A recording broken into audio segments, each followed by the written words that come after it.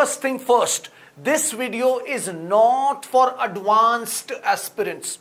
वो एस्पिरेंट जो एक बार प्री निकाल चुके हैं, मेंस के लिए बैठ चुके हैं, उनके लिए ये वीडियो नहीं है. Rather than that, this video caters to those people who have just decided that they want to prepare for government exams in India. जिनको लग रहा है कि वो सिविल सेवा में जाना चाहते हैं, तैयारी शुरू करने के पहले पड़ाव पे जो लोग हैं, ये वीडियो उनके लिए. इस वीडियो में मैं बात करूंगा बेटा कि how to inculcate book reading.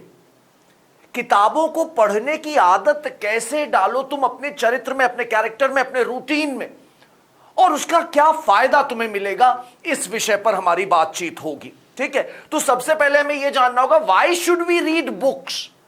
आखिर किताबें पढ़नी क्यों है? किताबें इसलिए पढ़नी है बच्चा कि सबसे पहले ध्यान रखो, ग्रामर बहुत जरूरी होती है. अभी हाल में जैसे मैं कई यहां पर जो फिजिकल बैचेस हो रहे हैं, बच्चों से मैं आंसर लिखवा रहा हूं, उनके आंसर्स देख रहा हूं, और उनकी आंसर राइटिंग में जो मैं प्रॉब्लम देख रहा हूं, उसमें सबसे बड़ी प्रॉब्लम है बेटा ग्रामर. हो क्या रहा है कि बच्चों को ये इसकी समझ नहीं है, बहुत ज्यादा लोगों को ये समझ नहीं आ रहा है कि भाई कहां पे फॉर लगाएं, कहां पे पास्ट टेंस लगाएं, कहां पे हैड लगाएं, कहां पे विच यूज करें. हमारा डेटा बहुत अच्छा है, हमारे इंफॉर्मेशन बहुत बढ़िया है, बट उसको जब हम सेंटेंस फॉर्म में लिखने जा रहे हैं तो हम प्रेपोजिशंस की एरर कर रहे हैं, बहुत सारी टेंसेस की गलती कर रहे हैं, जिसकी वजह से हम अपना ज्ञान प्रेजेंट नहीं कर पा रहे, कन्वे ही नहीं कर पा रहे हैं, बता ही नहीं पा रहे हैं अगले को कि हमें क्या आता है.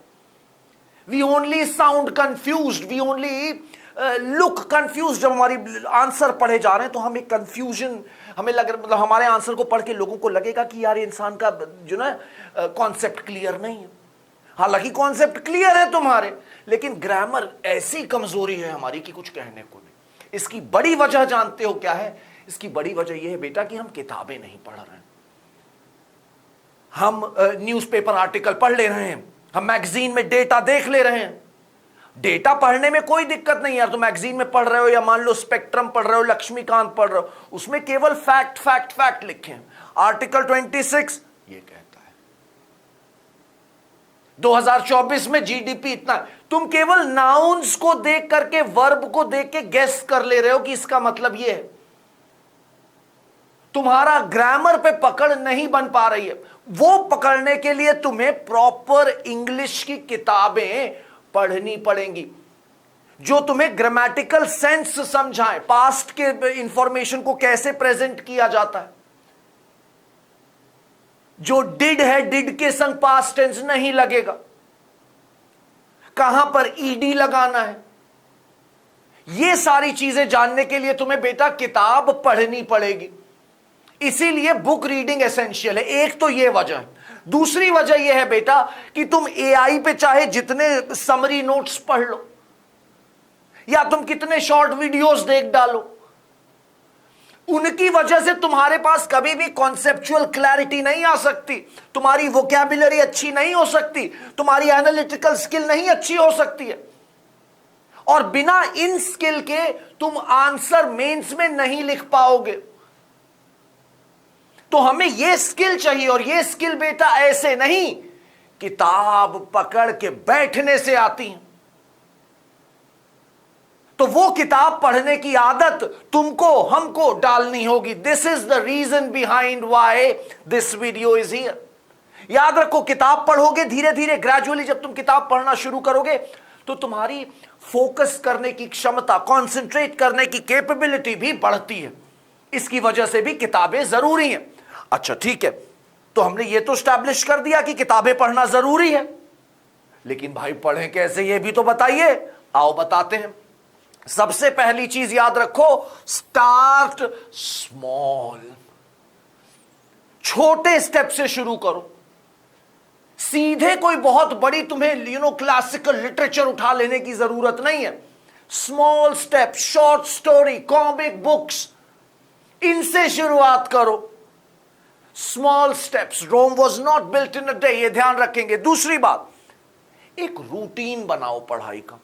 किताब को पढ़ने के एक रूटीन बनाओ. दिन का एक समय जब तुम डिस्ट्रैक्शन फ्री बैठ करके अपने मोबाइल से और किसी डिस्ट्रैक्शन से दूर होकर के बैठोगे एक शांति भरे वातावरण में, एक कप चाय बनाओ अपने हाथ से, एक कप कॉफी बनाओ, कोल्ड ड्रिंक पसंद है कोल्ड ड्रिंक लेके आओ, make some kind of a routine ताकि reading becomes enjoyable for your brain rather than a task. एक अच्छा रूटीन, एक कोई कॉर्नर बनाओ, एक अच्छी सी टेबल, एक गमले के पास बैठ के। शुरुआती दौर में यह जरूरी है क्योंकि शुरुआत में तुम्हें अपने दिमाग को बताना होगा कि बेटा ये एक इंजॉयबल एक्टिविटी है। अगर ब्रेन को ये इंजॉयबल एक्टिविटी लगने लग गई ना तो देखो कितनी आसानी से तुम बड़ी बड़ी किताबें पढ़ना शुरू कर दोगे धीरे से। लेकिन पहले 3-4 हफ्ते तक तुम्हें एक रूटीन बनाना होगा, दिमाग को यह दिखाना होगा कि भाई it's a pleasurable task, I like doing it. दिमाग को बेवकूफ बनाना आना चाहिए, ठीक है। अच्छा देखो कैसे, एक पोमोडोरो टेक्निक है जिसके बारे में मैं तुम्हें बताना चाहूंगा। पोमोडोरो टेक्निक क्या कहती है कि भाई तुम जो है ना ऐसे घंटों घंटों किताब लेके बैठे रहोगे तो वो मजा नहीं है। आप 25 मिनट का टाइमर लगाइए, 25 मिनट के लिए आप किताब पढ़िए, छोटा सा 25 मिनट का आपने किताब पढ़ी। अब उसके बाद 5 मिनट का ब्रेक लीजिए, ब्रेक में कोई ऐसा काम करिए जो आपको पसंद है। This technique is known as pomodoro technique. It also helps in encouraging the brain to accept reading as a natural activity, ठीक है। It also helps the brain in accepting reading as a natural pleasurable activity. तो ये Pomodoro technique जो है इसका ध्यान रख के यूज कर सकते हो, ठीक है। अच्छा फिर देखो, क्रिएट अ सपोर्टिव एनवायरनमेंट। तुम्हारे आसपास ऐसे फैमिली मेंबर, फ्रेंड्स होने चाहिए, एक लाइब्रेरी होनी चाहिए जहां पर तुम अपनी रीडिंग इनकलकेट कर सको। तो एक एनवायरनमेंट बनाओ जहां पे पीपल अप्रिशिएट रीडिंग, ठीक है। संगत भी थोड़ी सी सही रखो। Start with something which you like. अपने इंटरेस्ट के हिसाब से किताब उठाओ। जैसा मैंने कहा ना, अननेसेसरी बहुत स्पेसिफिक यूपीएससी वाली किताब उठा लोगे, जैसे मान लो किसी ने उठा लिया लूसेंट, स्पेक्ट्रम, लक्ष्मीकांत। अब एक एक लाइन वहां पे बहुत डेंस है तो तुम्हारा दिमाग उसे इंजॉय नहीं कर रहा है, तुम उसे टास्क बना ले रहे हो, सजा बना ले रहे हो। ये मत करो। अपने पसंद की कोई टॉपिक शुरुआती दौर में उठाओ, कोई शॉर्ट स्टोरी उठाओ, जैसा मैंने कहा, कोई कॉमिक्स भी उठा सकते हो। और अपना एक वो रख लो, कहते हैं ना टास्क, कि भाई मुझे एक हफ्ते में 4 चैप्टर खत्म कर देने हैं इस किताब के, इस या 4 शॉर्ट स्टोरीज मुझे पढ़ लेनी है इस हफ्ते में। इस तरह के कुछ अपने गोल्स सेट करो, उससे भी फायदा मिलेगा। अच्छा एक चीज और कर सकते हो कि भाई अपने आसपास एक कैलेंडर जैसी चीज टांग लो और जिस दिन पढ़ाई करी है जिस समय पर, वहां पर एक क्रॉस बना दो या गोला बना दो। तो धीरे धीरे जब तुम देखोगे कि तुमने 30 दिन में से 25 दिन तुमने रीड किया है, तो वो दिमाग को तुम्हारे जो है ना पॉजिटिव रीइंफोर्समेंट देता है कि भाई I am doing something regularly, I must continue. ये तुम फोन पे भी कर सकते हो लेकिन फोन पे उतना इफेक्टिव नहीं होगा।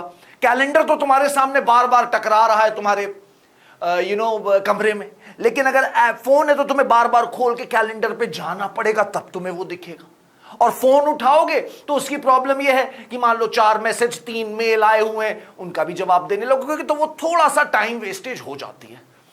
हम कोशिश करेंगे कि हम कैलेंडर में टांग करके बाकायदा क्रॉस बनाएं। That will also help you in early stages, याद रखो।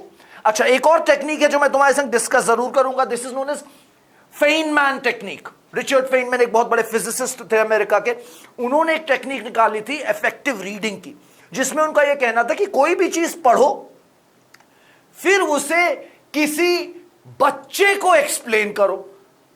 इस तरह से पढ़ो कि अगर तुम्हें बच्चे को एक्सप्लेन करना है तो कैसे करोगे, अपने शब्दों में, कि बच्चे को समझ में आए। अगर तुम ये कर पा रहे हो तो अच्छी बात है, अगर नहीं कर पा रहे हो तो कहां अटक रहे हो, कौन सा कॉन्सेप्ट है जिसमें तुम अभी कंफ्यूज्ड हो। Because if you can not simplify that means you haven't understood. तो बच्चे को समझा करके देखो कि क्या तुम समझा पा रहे हो, अगर समझा ले रहे हो तो बहुत अच्छी बात है। हर चैप्टर पढ़ने के बाद, हर पेज पढ़ने के बाद ऐसे सोचो कि अगर मुझे ये बच्चे को बताना है तो मैं कैसे 2 लाइन में बता सकता हूं।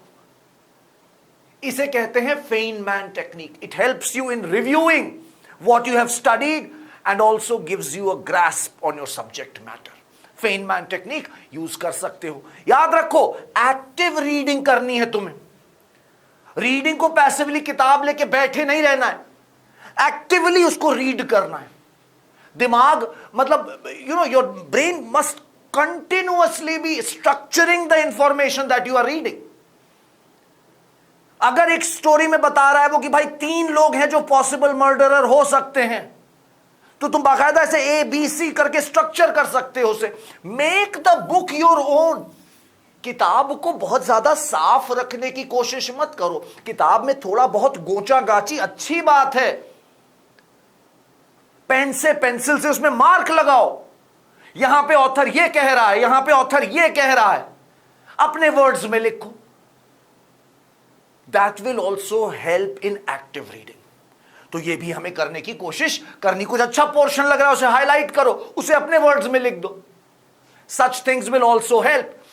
एक रीडिंग ग्रुप, रीडिंग क्लब भी बना सकते हो। एक किताब ले लो कि भाई सभी को एक एक चैप्टर पढ़ना है और उस चैप्टर की 5 मिनट की समरी सबको देनी है। इससे भी थोड़ी अकाउंटेबिलिटी आएगी और तुम्हें लगेगा पीयर प्रेशर में कि मुझे पढ़ना भी है। So this technique can also help in some cases. ठीक है, एक रीडिंग लॉग बनाओ, जो पढ़ा है तुमने दिन में उसको कहीं पर नोट करते चलो, कैलेंडर में ही नोट कर दो कि आज मैंने ये पढ़ा। ठीक है, इस तरह की चीजें करोगे तो किताबों पर तुम्हारा जो कमांड है वो बढ़ेगा। यू विल रियलाइज कि किताबें तुम्हें किस तरह से बेनिफिट दे रही हैं, कॉन्सेप्चुअल क्लैरिटी दे रही हैं, वोकैबुलरी दे रही हैं और एनालिटिकल स्किल्स दे रही हैं। I will see you around. Take care, bye bye.